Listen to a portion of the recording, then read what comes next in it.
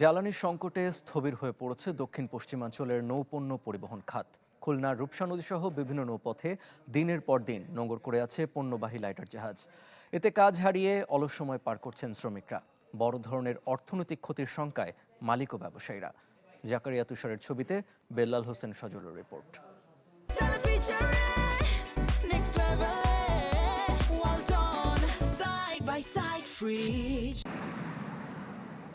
খুলনার রূপসা নদী নৌপণ্য পরিবহনের অন্যতম গুরুত্বপূর্ণ রুট।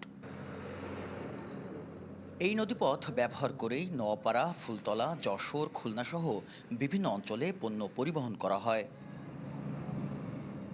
তবে সাম্প্রতিক জ্বালানি সংকটে এই নদীতে এক সপ্তাহেরও বেশি সময় ধরে নোঙর করে আছে 20টিরও বেশি লাইটার জাহাজ।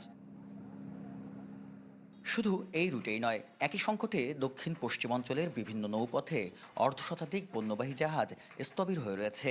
ফলে বিভিন্ন প্রতিষ্ঠানের আমদানিকৃত পণ্য আটকে আছে মোংলা বন্দরে। এতে বড় ধরনের অর্থনৈতিক ক্ষতির আশঙ্কা করছেন শ্রমিক ও মালিকেরা। এদিকে তেলও নাই, ওদিকে মালও নাই। এই কারণে আমাদের জাহাজগুলো বসার কারণে আমাদের মালিকরা ঠিকমতো বেতন করে দিচ্ছে না। অনেক জাহাজ খালি পড়ে রয়েছে তেলের সংকটের কারণে, জাহাজে লোডেও যাইতে পারতেছে না কাছে কিনারের থেকে। এখানে আমরা প্রায় ৬-৭ দিন পর্যন্ত বসা আছি। চেন সিস্টেমে সবাই ক্ষতিগ্রস্ত হয়ে যাচ্ছে। প্লাস এইভাবে যদি চলতে থাকে তাহলে কিছুদিনের ভিতরেই বাজারে কৃত্রিম সংকট সৃষ্টি হবে এবং দ্রব্যমূল্যের অনেক বেশি মূল্য বেড়ে যাবে। এদিকে বিভিন্ন দফতরে যোগাযোগ করেও কাঙ্ক্ষিত সমাধান না পাওয়ার কথা জানালেন বিভাগীয় অভ্যন্তরীণ নৌ পরিবহন সংশ্লিষ্ট নেতারা। আমরা বিভিন্ন জায়গায় যোগাযোগের চেষ্টা করছি, ডিপোতে, আমরা ডিলারদের কাছ থেকে, কিন্তু আমরা পাচ্ছি না, যার ফলে আমরা অত্যন্ত ক্ষতিগ্রস্ত হচ্ছি। এবং এইটা যদি চলতে থাকে তাহলে কিন্তু আমাদের এই নৌযান নদীপথে চলাচল পণ্য এটা বন্ধ হয়ে যাবে। আর দ্রুত সমাধানের আশ্বাস দিয়েছে কর্তৃপক্ষ।